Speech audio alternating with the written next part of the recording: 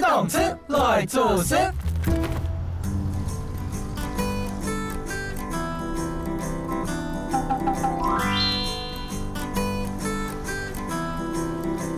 嘿，终于来了！终于不是在工作的时候来了。天哪，真的哎，你今天来有没有塞车啊？塞啊，超顺的啊！我要来玩一定要很顺啊！我真的约好久才终于约成，太不容易了。所以还担心说这几天下雨，那个路不知道有没有问题。哦，要来玩，一定路是通的。太棒太棒！那这我今天一定要趁着这个好天气，带你去看南澳的一些特别的地方。好，期待有私房景点。对，我们要去走走看一看。好，然后那我想一下，那首先呢，我觉得我们应该要先去这个南澳历史最悠久的一个100年的天后宫。100年？对，这妈祖不得了，他从新竹关系，所以这边有100年的历史。其实南澳有聚落有这么久。对啊，那我们就先去跟妈祖来打个招呼好了。OK， 对，感觉我们今天都会很顺一下。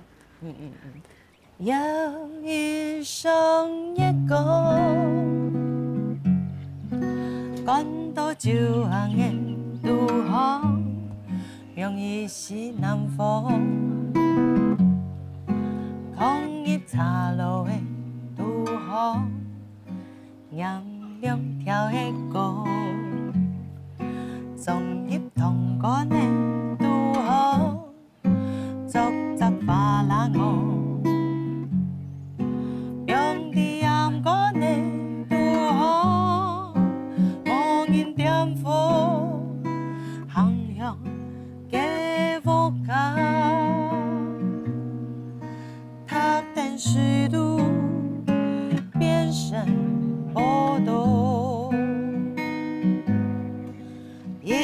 一只摇摇摆摆，飘向海角，等到盐水化成海潮，潮落海都。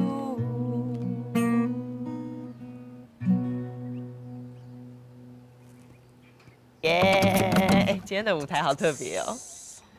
刷肚子。我想问，我一直都很想问你，为什么会搬来南澳啊？南澳为什么？你不觉得这边很漂亮吗？漂亮是漂亮，但好像不是一个常见的选择那一开始呢，我也是因为我有一个好朋友，他搬来这边生活，然后就来找他玩，然后来了之后就发现说，这地方的那个山跟海都很近，对，然后就。来找1次、2次、3次，我就觉得哇，这地方很不一样，所以就喜欢，就爱上了，就来了。对，就来了。我老早用认识係2020年嘅時節，拄好春天嘅時節，訂定一個公益團體去旅行。嗰時去到嘅地方係泰緬邊境，泰國和緬甸嘅就是交界嘅地方。去山峰嘅小學，叫到邀請我去創過一本聲音堂。嗰當時呢，係第一擺看到佢，我對佢嘅印象當好高，我出到佢反應非常的迅速，然後非常想東西、想事情嘅時節啦，就腦筋動得非常快。後面因為嘅擺安尼認識轉來台灣以後呢，我哋就共下去去山呢，後面。就變成係做事嘅工作的夥伴，一直合作到了下差不多也2年嘅時間呢。我今天也帶了一個好朋友，動物好朋友，就是他嗎？誰是動物？就是說你。你是誰？你是誰？你好，我認識你嗎？認識。你不要裝不熟。我找。你好，我是俄語言太郎。今天我是客語擔當，來負責講漢語。你想學客家話，我可以教你，來做得搞呢。我想要學，吃飽沒？好在地的打招呼方式啊，吃飽嗎？吃爆忙，吃爆忙，吃爆忙。对，很标准。还有呢，你可以主动说你要教我什么。我想要教Misa 懂讲 Misa 懂讲，我知道前面是 Misa， 那不是客语吧？Misa 懂讲就是米莎是正妹的意思啊。Misa 懂讲，好 ，OK。肉姨没懂讲，肉姨没懂讲哦，肉姨也很漂亮，肉姨也是正妹。OK，好，50块。我真的是没想到米莎会带儿玉源太郎来南澳旅行哎，真的是，因为米莎就跟我讲说她在夹娃娃机夹到一只娃娃，然后我就看说哎，真的是蛮可爱的，但是也觉得就是应该就玩一阵子可能就腻了吧，就没想到从此之后儿玉真的是出席每一场表演，然后不管去爬山，然后去海边，去任何地方，儿玉都存在，就是他都，而且还慢慢的有自己的人设，还很会骂脏话。然后我就觉得说，天啊，就是你知道这人就是他好像把那个儿玉变成他的那个分灵体，然后我觉得这样子的多了这个儿玉这个可爱的伙伴，让我觉得你知道这个人有一个很可爱的一面。今天带你们去南澳好玩的地方玩，跟着我就对了。好的，第一站是什么？要给你们一些惊喜。对，我们要稍微惊吓，我们要稍微的那个变装、盛装打扮一下。要盛装打扮是好，要出席典礼吗？盛装一下。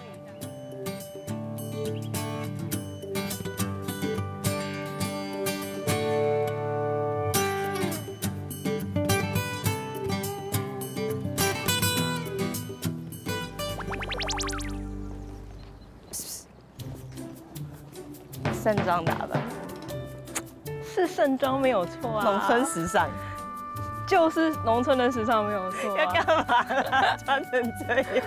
我没有骗你啦。我们今天这很特别的打扮，就是因为我们要等一下要体验一个很特别的事，而且只有在这个季节才有的。当季的。对，没有错。你知道这个季节的特产是什么吗？不知道。好，答案是茭白笋。那儿玉客语担当，请问一下，茭白笋的客语怎么说？你看我干嘛？你客语担当。高顺哈，高顺，你自信一点。高顺啊，大声说出来，高顺。哦，原来如此。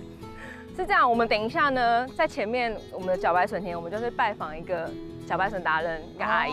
那这阿姨呢，她的先生他是客家人，可是他虽然不太会讲，但他会听。哦，所以可以跟他讲客语，他会听。对，等一下呢，我们考阿姨吗？阿姨听不听得懂？阿姨，茭白笋客语怎么讲？听不听得懂茭白笋怎么讲？那我们等一下就去体验茭白笋的这个收割。好的，丰收哦，丰收啊，太丰收。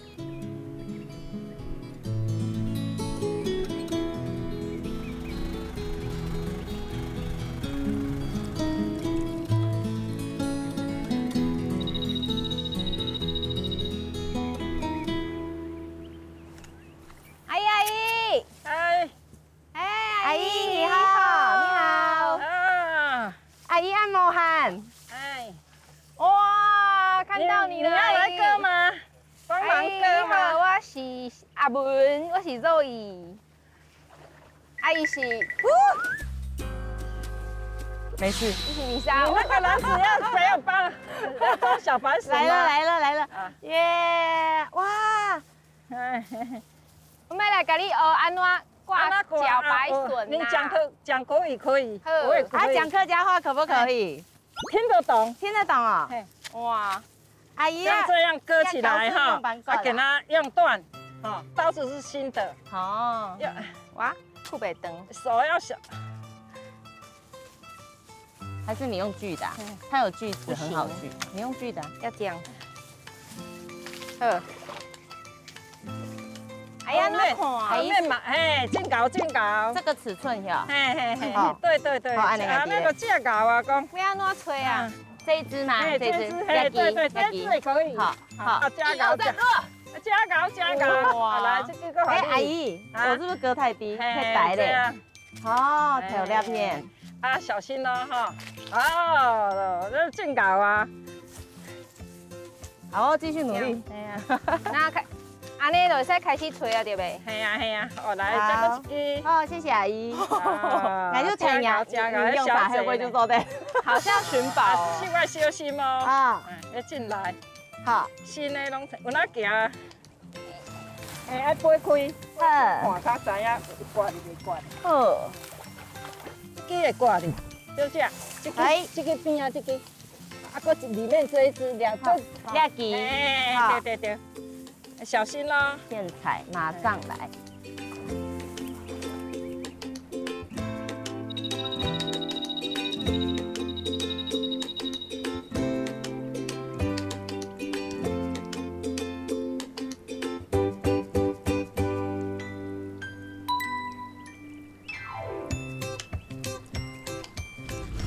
须知。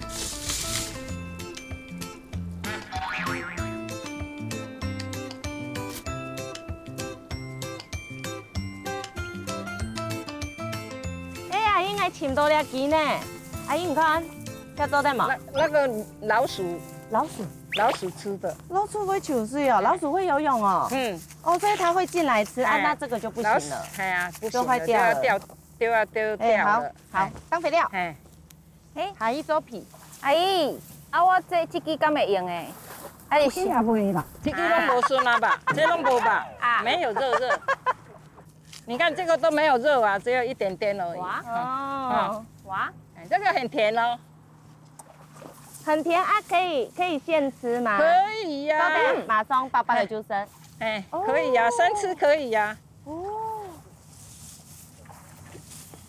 很甜。哦，很甜哈。很甜哎。对呀，这个是泉水啊。第一次生吃小白笋哎。很好吃。苋菜直接吃最好吃。哇，我好像又找到一个太瘦的了。来，阿姨，这个标准示范，要按那张有拉胎皮啊，要这样胖胖的。哇，那个没有肉啊。今天第一次来采这茭白笋，你觉得感觉怎么样？很好玩啊！进来茭白笋田，我也都感觉实在是无简单，爱吹，嘿，爱吹，够爱刮。耶，太丰富，谢谢阿姨。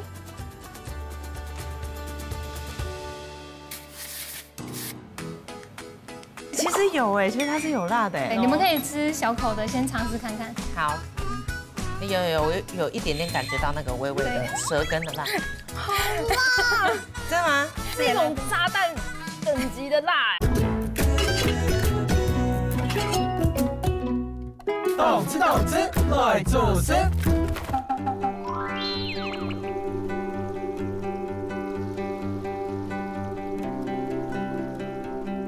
米莎，你知道朝阳社区其实是一个客家庄吗？我不知道，我不知道这里竟然有客家人。对，我其实也是来这边之后才知道的哎。太干净。然后，而且因为这边靠海啊，所以就是算是靠海为生，然后所以这渔港其实对这个社区来说就是很重要。所以捕鱼的可能有一部分是哈嘎尼。对，然后重点是我跟你讲，今天带你来渔港，其实本来是想带你来体验一个很特别的活动。就是它这边有个特别活动，就是叫抢。可惜最近因为天候不佳，所以就是定制渔网都没有，渔船都没有回来。哦。所以你看这个海边现在都没有那个竞争对手都没有出现这样。好可惜哦，好可惜哦。对啊，真的是。那如果是鱼料理，适合搭什么东西啊？鱼料理适合搭什么东西？你刚刚说世界有名的，这搭得起来吗？有可能，这个食材蛮神奇的。我今天的行程我完全都不知道下一站是什么东西。我觉得应该是蛮百搭的哦。好哦。而且我相信你什么料理都可以做得出来哦。应该可以试试。好啊，那去哪？走，去找。好，去了就知道。对。OK， 去找这个世界级的景点。走。世界级 ，OK。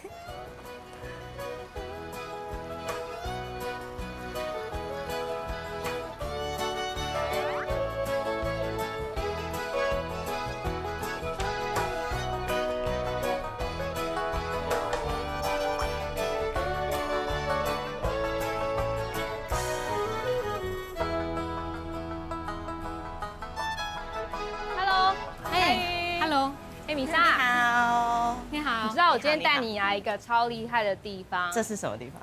这是剥皮辣椒的故乡。对，好，这是我们的剥皮辣椒故乡的老板娘佳宇，我是佳宇。小干娘你好，你好，你好，欢迎来到我们叶家乡。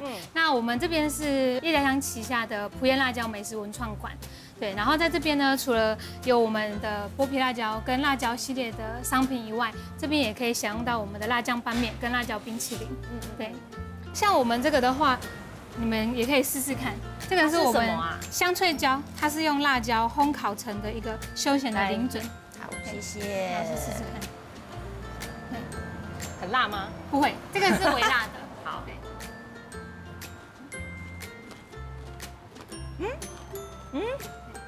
它就是可以平常当休闲零嘴这样吃。所以这个辣椒长得很大只，对，它就是原型是这样子，然后我们有去把它烘烤，一点都不辣对，这个是微微的辣而已。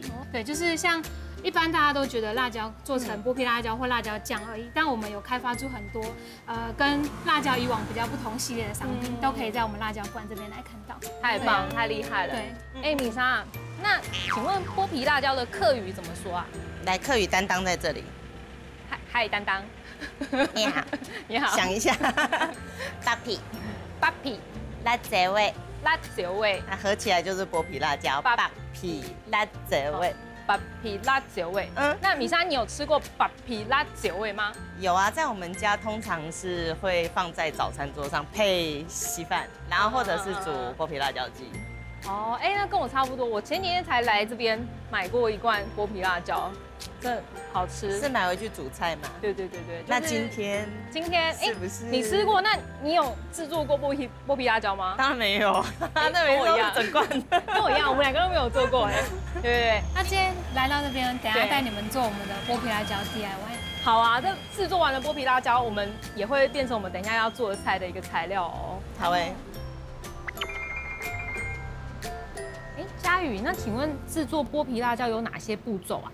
像我们这个从农场刚摘采回来的辣椒啊，我们要先把它清洗过。清洗过之后呢，我们会先把它油炸，然后我们待会要来把它去蒂头、剥皮、去籽，然后之后再填充我们的酱汁，这样子剥皮辣椒就完成了。那怎么剥啊？我们先拿，直接来。好，我们先拿，直接拿。好，我已经看它很久了，就是它。我先拿几个，多拿几个。哇！然后像这个呢，我们先把它的蒂头就先把它拔起来，上面这个蒂头的部分，对，先把它拔起来。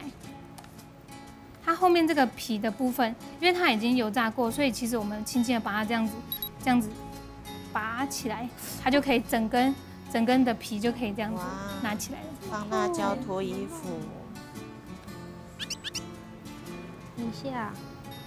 等，我没看到那个手势，很厉害的手势。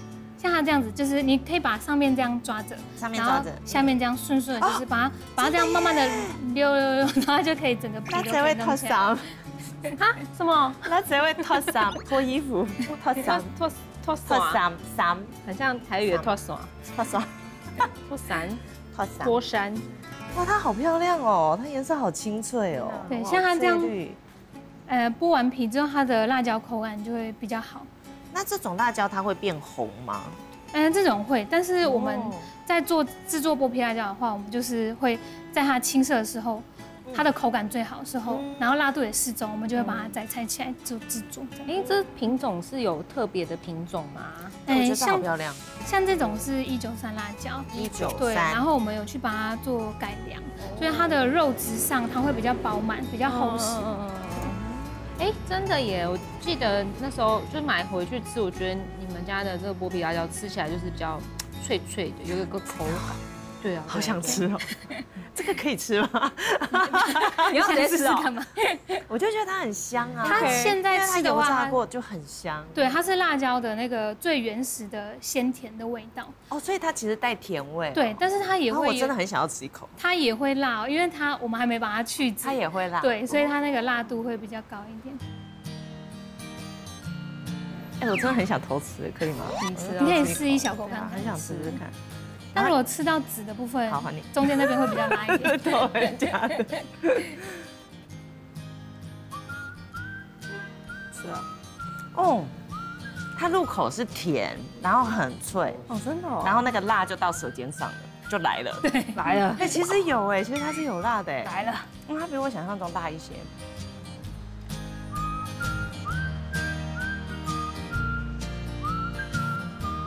播完了。耶你们两个，我业绩最差。那接下来呢？接下来我们下一步骤要去籽，去籽对，OK。来，这个给你哦们，，给西。哎，我们用这个比较安全。好，然后像这个辣椒啊，剥好之后，我们就先捏着它的尾端，尾巴，然后呢，这个汤匙的侧边的部分，我们就从它中间轻轻的把这个辣椒切开，切开，这好像在鲨鱼哦，死在这位，小心，因为它有点滑，所以我们先把沙辣椒，哦，死在这位。这真的很像那个哎鲨鱼的过程，哇，就是要去那个蚌来，好滑哦。小心。我的辣椒鱼一直跑走。为什么去皮还要去籽呢？因为它这个中间像这个辣素线的地方，辣素线，对哦，像中间这个里面这个辣素线，它是辣椒最辣的地方，中间那一对它的辣度的来源，然后跟籽，所以我们就把它去掉。但如果像你们喜欢吃辣一点的话，你们也可以把它保留几根，它那个辣度会更香。佳宇刚刚好像有讲到说，这剥皮辣椒也是我们南澳这边自己种的嘛？对啊，像我们的辣椒园都在南澳这边，对。然后我们有室外的，也有分温室的，因为像我们辣椒的种源资料库到目前有1000多个辣椒的品种，那剥皮辣椒只是其中一个，对。哇，它很滑溜哎，它真的跟那鲨鱼一样哎。哎，你们下次要不要举办一个那个啊沙剥皮辣椒大赛？可就看谁剥的比较快或比较多。我觉得这很可以。死在这，那到时候邀请你们来参赛。我会想来，我会来报名。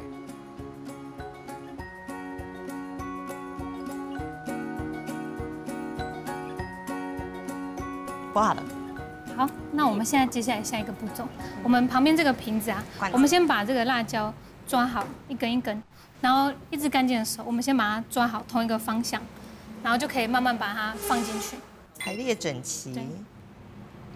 那这位起后，皮后那好了之后呢，我们下一个步骤，我们已经准备好这个特调的剥皮辣椒酱汁，想试试看吗？然后我们待会就把它填充到瓶身里面，腌过这个辣椒，我们待会就会来装瓶。那要泡多久呢？像我们现在做完，因为我们这个是生辣椒直接做的做法，那像这种我们再回去之后把它冰大概1个礼拜，1个礼拜，对，它就会入味，腌制就可以入味拿出来，对，就可以拿出来吃了。耶，我们完成了，噔噔噔噔，大家。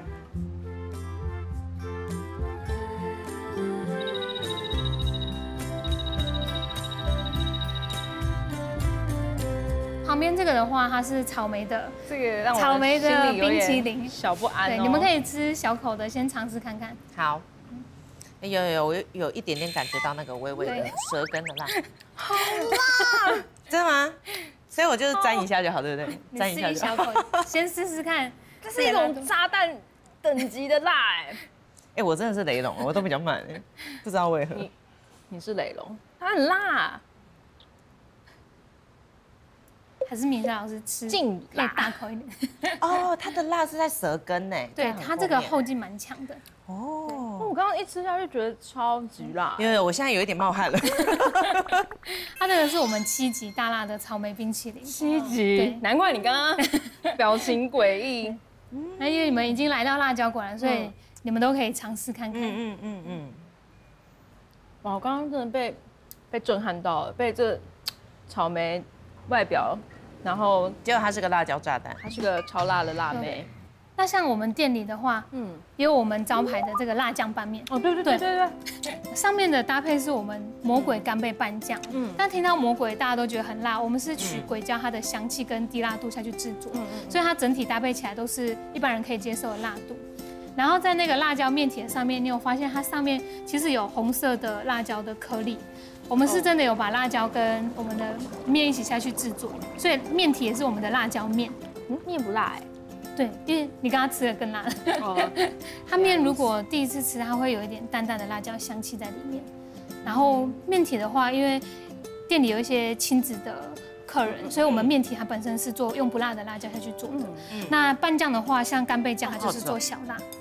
我觉得它的口感真的特别好，然后跟这个酱又好搭，我就是整个吃起来，我平常其实很少吃干面，我是喜欢吃汤面的，但是这个香味跟这个口感很赞。对，这个干贝酱超棒的，我觉得太豪华了，你看它干贝是整颗。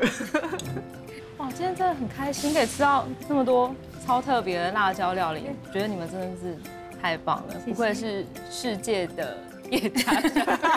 对，也很开心，今天有第一次制作这个剥皮辣椒。那等一下我们吃的差不多之后就换我们喽，换我们要对，要利用这个要下厨去制作一个料理。好，去做好谢谢佳瑜今天的招待，谢谢。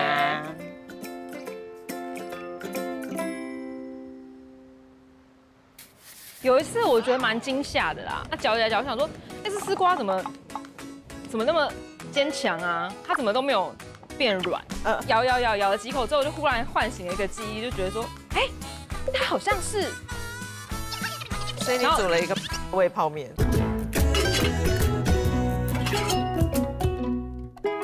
动吃，来做事。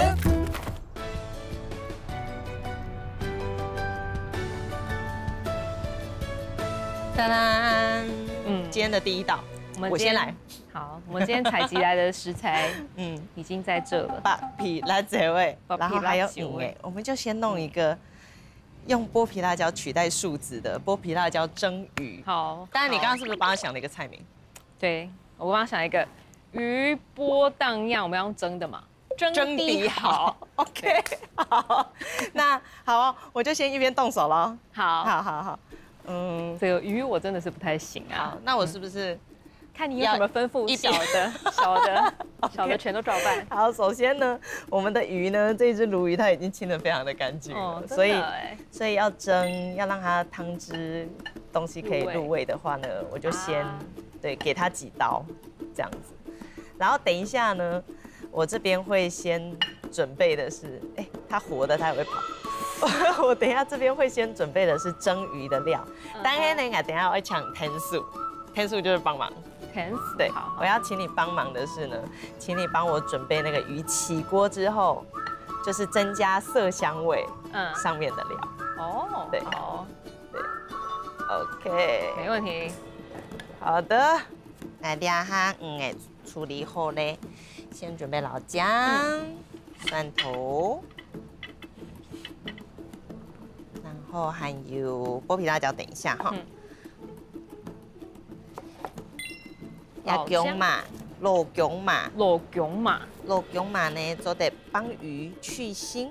老姜吗？老姜，老姜嘛，老姜嘛，就是老姜妈的意思吗？可以这么说。哦。然后呢，清蒸鱼其实是一个很简单做的东西。你之前有弄过吗？没有我都煎一煎而已。都来好了。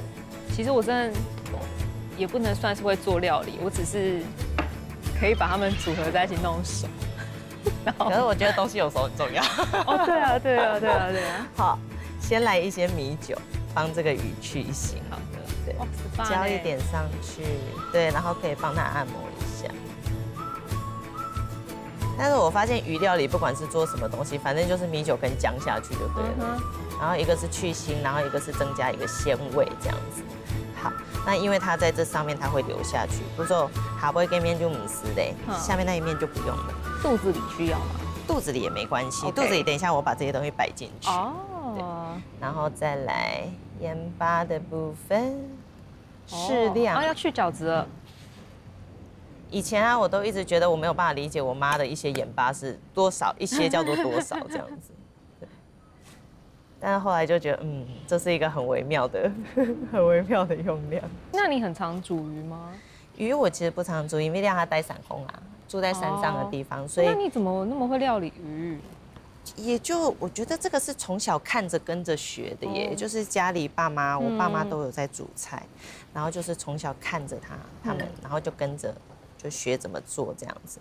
然后我现在把这个东西放进去肚子里，蒸的时候就是焖个香味啊。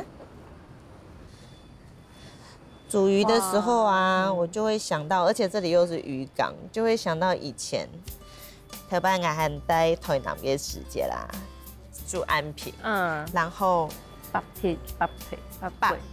皮那這位，那個時候啊，有一個朋友他開民宿，然後他常常會自己下海打魚，就是帶着那個魚槍打魚上來，然後就是煮魚料理給他的那個客人吃，然後那時候我剛好失戀了，然後這個朋友他就開始3天2頭，真的是3天2頭，就是一直來找我，然後就有一天就是說，走，我教你潛水，然後我聽了超害怕，因為我連游泳都不會，是不是有什麼想趁虛而入？沒有，我覺得他純粹只是看我可憐，因為失戀嘛。那等一下水滾，我們這個下去應該8到10分鐘就可以了。看它不過這魚蠻大條的，真的。我發現海真的很療癒，然後那個有時候他打魚上來，然後我跟着就是採一些海鮮回來的時候，我們就回他民宿，然後他就會煮料理，然後我們就是一起吃，這樣有時候也會叫附近朋友一起來。哇，這是什麼失戀料理？療癒料理，真的。我印象很深的就是他煮那個魚湯，酸辣魚湯真的很好喝。但是我們今天改做酸辣魚湯，來不及了，是不是？來不及了，料都備好了。好，那接下來換你嘍。兩下呢？有3項東西，有3項東西，有3項東西要叫你切，要叫我切。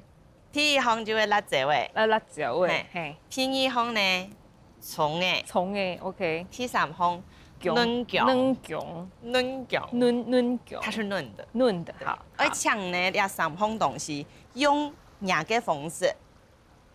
用你的方法，用我的方法。對，切幼幼的絲，長幼幼的絲，切長長細細的絲。好，走的，開始。啊，好，水滾嘞。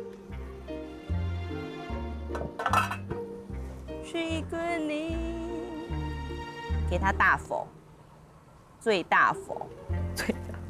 客家人講話是不是真的都有這種口音啊？是不是很可愛？好，你看看那個就做得下去了。OK， 哦，棒！沾豆就是很讚，按讚你動讚的，沾豆，切蔥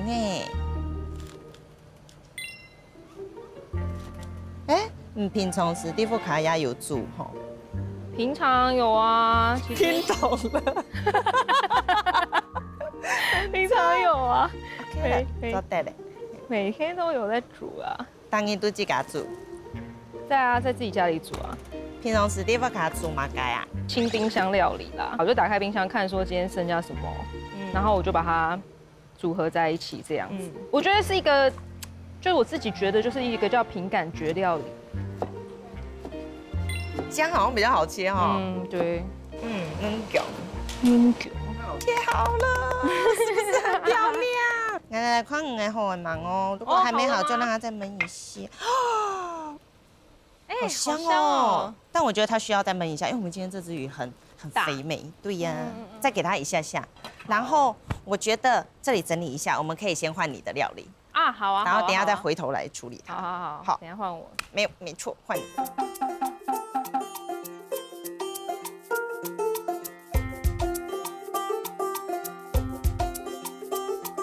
第2道換我這邊來做這道菜。我們今天要做的是5型鮮酥茭白筍意大利麵，使用的是我們下午千辛萬苦跟阿姨在田裡面就是採的茭白筍。有，我還記得那個攪拔起來的觸感。對。那這道菜呢，其實呢就是跟我平常做菜的風格非常的像。把東西全部切，然後加在鍋子裡面，然後拉一拉。組合在一起 ，OK， 然後就會神奇的變得很美味 ，OK， 好，那現在呢，首先我先會在這邊來燒開水，然後我會先煮麵，好，然後米莎這邊我請你幫我切那個蔬菜，因為我們這道菜就是有5型好，就是有很多菜要切嘛，然后我看你刀工惊人啊，绝对不能浪费你这长才，我觉得你应该要可以好好的把这个菜都切得很好。OK， 好，那我这边先煮面。好，那我就开始喽，要开始了。好，那你不要切太快哦。你等下面煮后，为什么显种嘛？该对，你为什么那么会切东西啊？因为这些时间有本来爸爸训练过，小时候被我爸训练过。对，为什么呢？因为很些时间啦，我们家爸爸老妈妈都会煮菜，然后我爸爸呢，头摆给我煮一道阿婆搞给煮给菜，就是很像是我们家的家族食谱。那有一道呢，就是用梅干扣肉做的狮子头，对，还有梅干扣肉跟猪肉，就是绞肉这样子。然后这道菜的精髓在于呢，绞肉放在砧板上，梅干扣肉切碎放在砧板上，然后要用菜刀剁，就是把这2样东西就是剁到浑然天成的融为一体。所以其实你有。因为你小时候在家里接受过那个少林寺特训，是不是？真的，所以才有这个刀工。跟我时间差不多小學3年生，3年級左右。对，3或4年级。那就是记得我懂事啊，跟同时那个时候菜刀对我来说很重。对。还有琉璃台也太高，因为我身高就是这样小小的嘛，所以我等于说手要悬在那边，拿着菜刀这样剁，然后翻过来再剁，再翻起来继续剁。然后呢，我爸爸就在旁边那样子刚剁，好可怕，压力超大的。然后我就剁一剁，我就问他说做对吗？然后他就说还不行，还没。那个要剁到什么程度呢？要剁到那个，就是他一边剁呢，肉跟那个绞肉跟梅干菜就会混合，然后它会越摊越平，然后你要再把它这样缠起来，再叠上去，然后继续剁这样，变成一个肉泥的状态哦。然后那个那种就车头跟我吹头很重，我剁到这边好酸哦。然后后来呢，我就剁到哭了。对，所以这就是小时候的故事。所以那道菜都不用加盐喽，因为你哭了，因为有眼泪，因为有目色。好，我刚刚煮的意大利面啊，我就是先在这个水里面烧滚的时候，我就加了一点盐，然后再把意大利面这样子扇形的这样放下去。对，这个习惯要扇形。对啊，为什么？就我看那个阿基斯还什么都这样子啊，好像蛮厉害。这个华丽的手法就对了。感觉如果真的要理性上来讲，可能这样受热比较均匀吧，哈。因为如果直接这样一坨这样弄下去，好像比较不容易熟。反正不管怎样，架势要出来。对，就这样，这样像那个弄扑克牌有这样，就这样把牌这样展开啊。这样我学到了。然后大概就煮个8到10分钟吧，然后再测试看看面条硬度。好的，那我继续哦。下煮炸嘅茭筍。今天这个鲜甜的这个茭筍，也是为什么我决定要做这个清炒啦，因为我觉得它本身的风味就是非常清甜啊，所以我觉得不需要再用很重的调味去盖掉它原本的味道。那面放着煮的话，是还要再炒一锅料吗？对，等一下我们就是你这边切好之后吼，然后面煮的差不多，然后我们等一下就起油锅，把这些料全部都是。让他们全部都那个联合国，好，了解。把它变成五行，有个太极这样。其实我没煮过哎，没关系，我完全没这样煮过哎。勇于挑战未知。对啊，我好像蛮少煮意大利面的，上次煮也是蛮久以前的事情了。你是不是常常做一些没做过的事，就是实验精神？这样说起来好像是哎。因为我就是看冰箱里有什么啊，然后我就会把它组合起来，所以有时候有些组合就会让人觉得，然后但我自己吃就觉得还不错，还不错。那个意外带来的是惊喜。有一次我觉得蛮惊吓的啦，因为有一次台风天啊，然后我就想说那天我就觉得台风天可以吃泡面，就是应景嘛。然后我就很开心要煮泡面。煮泡面的时候，我室友就跟我讲说，他要出门前就跟我讲说，冰箱里有那个丝瓜可以用这样子。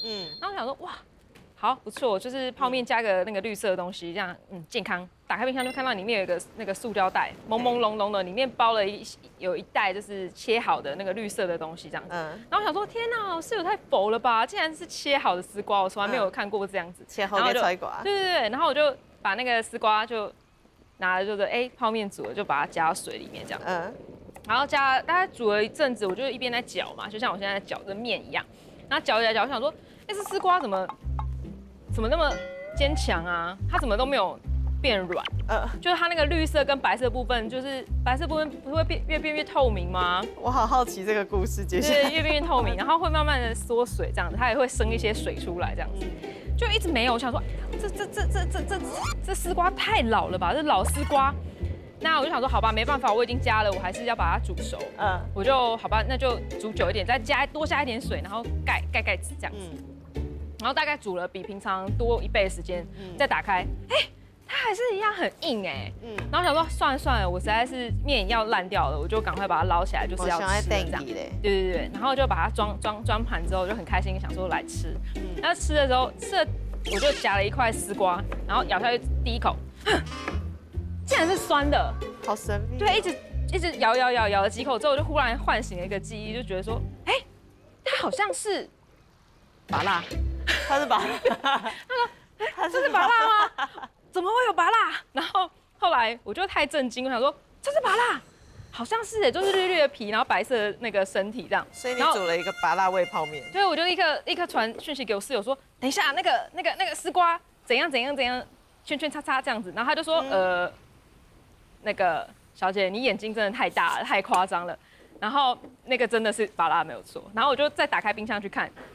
丝瓜好好的一条躺在那里呢，厚厚一条地，所以就成就了一道超神奇的料理，就是那个芭乐泡面。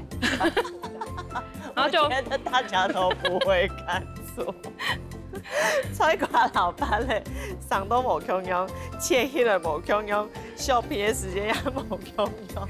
上面绿绿的嘛，下面白白的嘛，对不对？大家要小心切块的丝瓜，好不好？或者切块的芭乐。OK。好好吃哦，好甜，很甜，它真的很厉害，甜，而且它还有那个脆，我觉得刚刚那个炒的火候真的掌握的太刚好了，很厉害，很香哎。它那个辣椒的微辣刚刚好，辣椒没有什么辣味，微耶。大成功哎！动吃，来做事。那我们在等那个面煮熟的时候，我们先来炒这些5行的蔬菜料好了。看到嘞，One for 给大厨的 cooking， 已经出现了一个炒锅。好，使唤我，你需要。那现在首先我们要先爆香。好的，好，然后需要你帮我拿橄榄油。没问题。先开火热锅。好的。酌量。好的，稍微等油热一点。好，然后下这个蒜片。然后那个帮厨要称直一点。这个蒜呢，曾经有人告诉我，应该是有人告诉我什么？就是蒜，就是它很容易烧焦。对啊。所以下厨的时候要下的时候要小心火候。我们就是把它炒到有点金的，然后黄，然后有香的这样子，开始下别的东西。接下来这些都可以先下，对。说了。Show hand。说。OK。来。哎，不知道我们的面怎么样啊？对吼，来。OK， 好，加进去之后呢，整批冻酱给盘呢，漂亮是一定要的。搅一搅，盛盘之前呢，我这边有准备一个魔法的小秘密，就是因为意大利面都有这种香料嘛，然后我今天准备的香料是这个刺葱紫海盐。刺葱呢，其实是一种原住民很常使用的香料，然后它就是它具有非常独特的风味。哇，おいしそう。哎，我这道完成喽。 OK，那我那要关火了。然后去看你的，我的鱼。哎，你的鱼。对，哇，来，要开盖喽！我要开盖喽！开我要开喽！我开喽！哇，很香。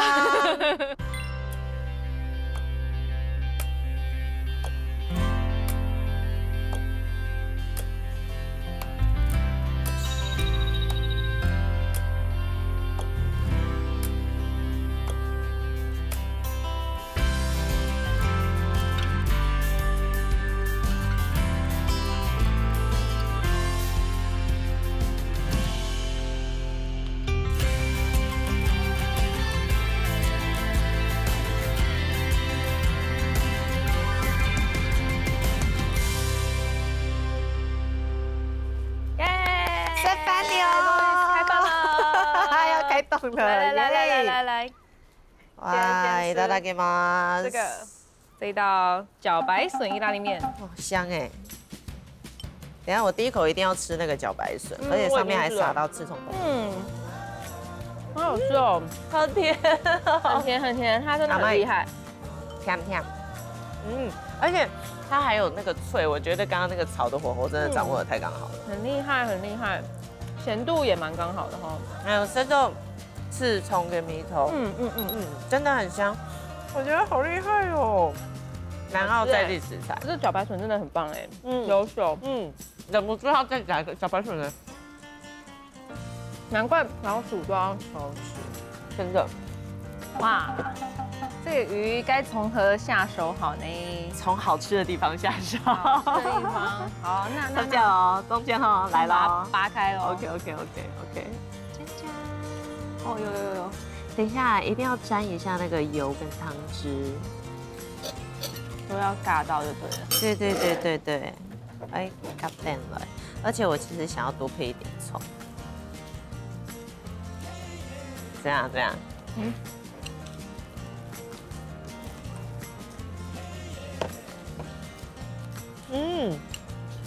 很香哎，它那个辣椒的微辣，对，我觉得很鲜，刚刚好。辣椒没有什么辣味，微耶，大成功哎！我觉得那剥皮辣椒那个甘甜的那个微微的酱油味，我觉得把那个鱼的鲜味都带出来了，超好吃哦！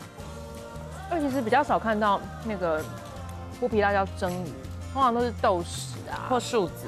对，其实比较少看到那个蒸鱼，但今天实验证明了，其实剥皮辣椒蒸鱼也是很好吃，好吃。那你今天一整天这样子玩下来，感觉累吗？忝的，很忝吼，忝的，巧的，但是吃到好吃的东西，懂吃的东西，就吃到讲，这个食物真的给人很大的疗愈。其实我们行程排得很紧凑，很扎实。好，每一样东西都会吃到。如果平常是自己住在这边的话，我觉得就有点像说，你台北人你不会去101，对，的那种感觉。就是有些地方其实你住在当地，其实你并不会特别去玩，然后，但是有朋友来的时候，就问说，你这里有什么好玩的？那你就会想说，对我这里有什么地方可以带别人去玩？这样。那我觉得今天的经验的一些就是行程也都是蛮像这样的，就是我有重新有机会就是体验一些我还没有在这边虽然住在这边，但还没有去体验过的事情，有一些新的感受，对啊，而且跟好朋友在一起，就会觉得茭白笋吃起来特别甜，它是真的真是懂甜呢，就觉得可以一起玩，一起吃饭。然后还有俄语哦还有你，还有俄语，还有客语担当的陪伴，觉得很好玩，就是很开心可以把自己喜欢的地方分享给也喜欢的人，这样子。对，俄语有一句发祥的人讲哦，真的，来说，所以按这些什么嘢？我知道南澳东江。哦，我听得懂了哎。你知道他说什么？南澳很美。超南澳董家。哇，谢谢你哎。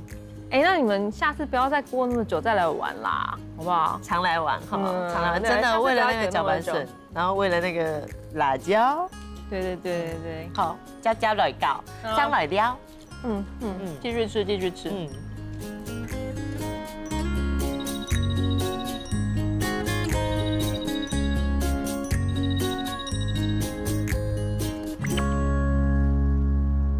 有一双夜光，赶到朝阳的拄好，名义是南方，空入茶路的拄好，念两条的歌，综入同源的拄好。作则花啦我，并伫阳光的拄好，无人点火，航向嘅无卡，踏的水路变成波动，一早一早。摇摇摆摆，抱擁海橋，淡到鹽水，花上海潮，潮流。